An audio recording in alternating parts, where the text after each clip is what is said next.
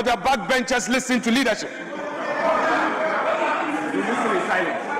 The Honorable Tim Fojo couldn't have left the chamber throwing his arm towards the speaker and walking out. He cannot do that. This is not the first time. He cannot do that. My colleague did not leave the chamber throwing up his hands in disrespect.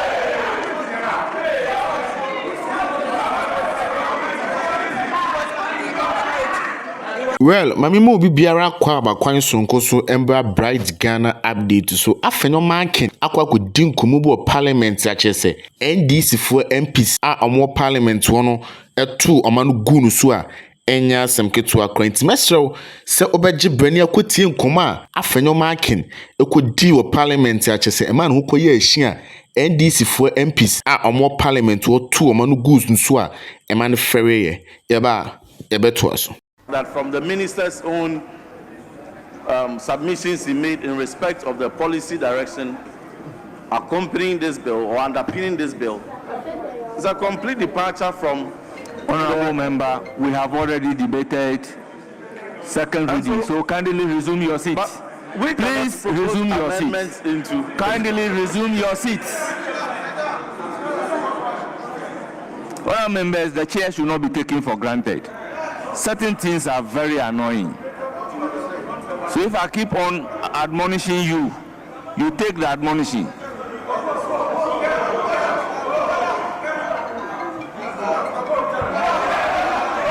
Honorable members, it is not always the case that we should be taking liberty for nonsense. How long, Mr. Speaker, do we debate a second reading of a bill? Mr. Speaker, Mr. Speaker, Mr. Speaker,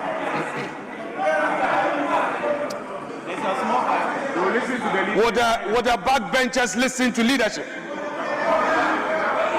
You listen in silence.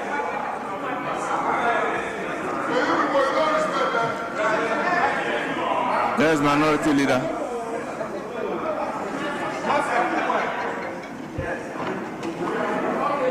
Speaker,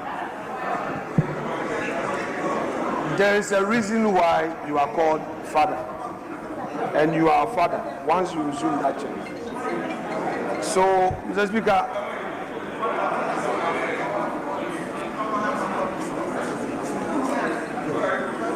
Mr. Speaker, please bear with us. You know, in this chamber, you specialize in the rules. When you came in 2013, your main work in this chamber, you are known for your industry when it comes to the rules. So, Mr. Speaker, the extent of knowledge and understanding you have when it comes to the rules, Mr. Speaker, at the risk of saying it is unmatched, I must say that not many people may have that. So, sometimes when these things come up, it is not to undermine you or to upset you. But Mr. Speaker, you bear with us. We are your children. We are your children. You know, there was a prophecy. I know that prophecy will come to pass someday. You know, let it be that when that day comes, all your children will say, Father, oh Father. So, Mr. Speaker, I beg of you. Our colleague had come to me earlier to raise the issue, and I said that he should seek your guidance, but perhaps he should have maybe done a backdoor engagement before speaking to Hansa. But he meant well. He meant well, Mr. Speaker. He had actually come to me reading the memorandum accompanying the bill, and raised that technical concern. So, Mr. Speaker, I think it's more about the approach. But you also know that, Mr. Speaker, sometimes in equity, form gives way to substance. Form gives way to substance. So he's sorry if he created that impression. But Reverend, Mr. Speaker, Reverend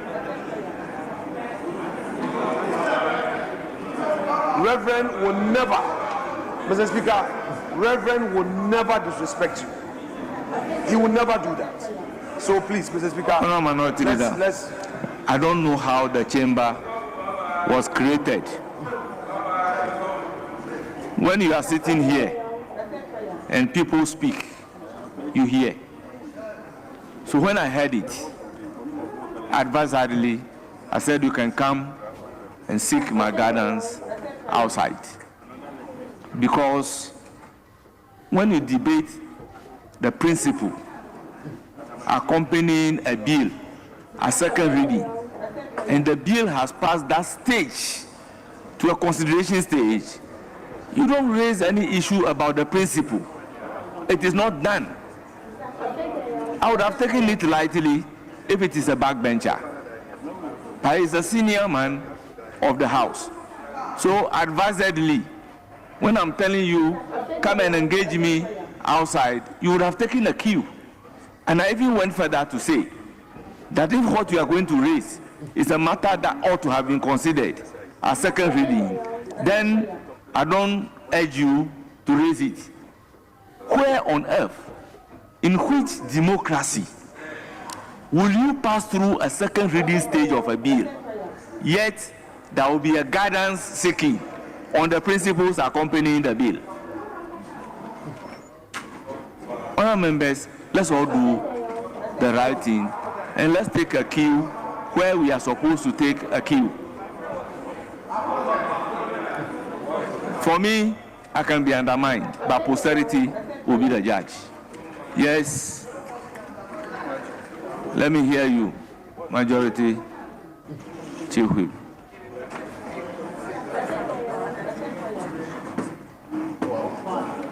Yes. Speaker, it's our duty to help you maintain order in this house. Speaker, the minority leader is called to order sometimes. The majority leader sometimes also called to order. As for the whips, we get it often. So I am worried that we must call attention to it. This is not the first time. The Honorable Afenyo couldn't have left the chamber throwing his arm towards the speaker and walking out. He cannot do that. This is not the first time. He cannot do that. The cameras will bear us out. He can't be leaving the chamber and throw his left arm at the speaker. The speaker presiding is the speaker presiding. He left the chamber and came back to gather his books. It's unacceptable. It's a disorderly conduct. And we must call him to order. It's not the first time. It's not right. Honorable It is not Majority Chief Whip. So I will leave it here. Yes, Honorable Majority Chief Whip. It's improper. Honorable Majority Chief Mr. Whip. Speaker. It's been said that to err is human. Mr. Speaker, thank To you. forgive is divine. Divine. Sometimes I believe strongly to forgive can be diabolical. But in the circumstances, I will just let it go and then we make progress. So let's make progress. Speaker, in the circumstances, we pray that we call motion number 21, Mr. Speaker. Yes. Speaker has pronounced on the matter. Yes, indeed, that he's made a general pronouncement to end the matter. But, Mr. Speaker, this is a House of Records. My colleague did not leave the chamber throwing up his hands in disrespect.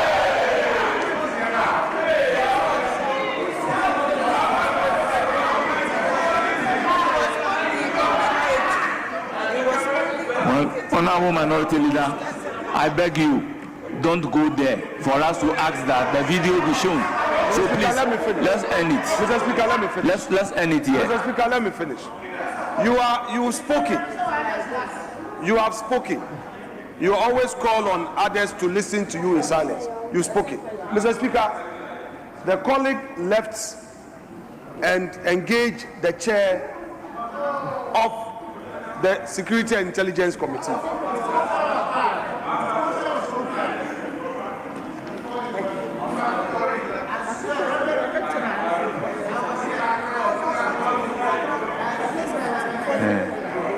Mr. Speaker. So, honourable members, Mr. Speaker. let this bring us to the end of the consideration stage so that they can till the maize. For now, we come to the end of consideration stage of the Security and Intelligence Bill 2025. So, Masha.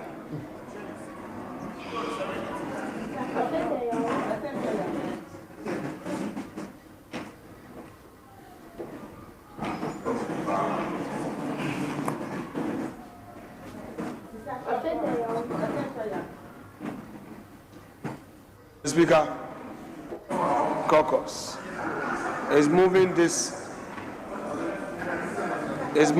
house to consider. Mr. Speaker, the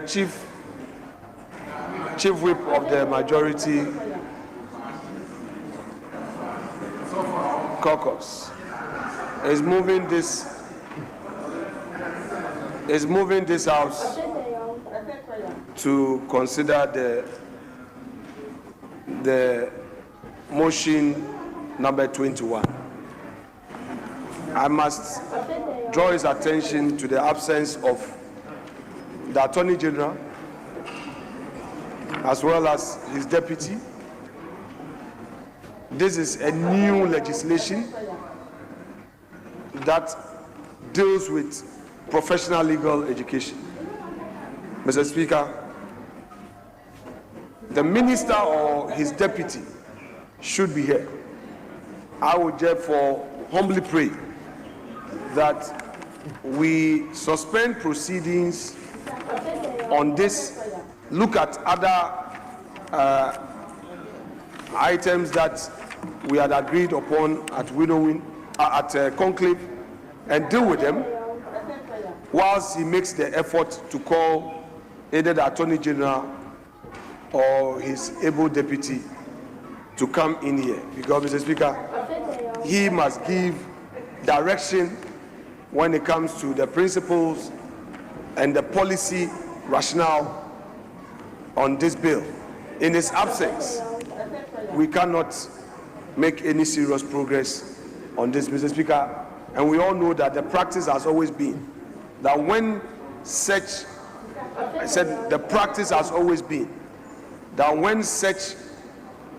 bills are being considered, the sector minister, and for that matter in parliamentary language, the sponsor of the bill, must be present to guide, to lead, and to be part of the entire process.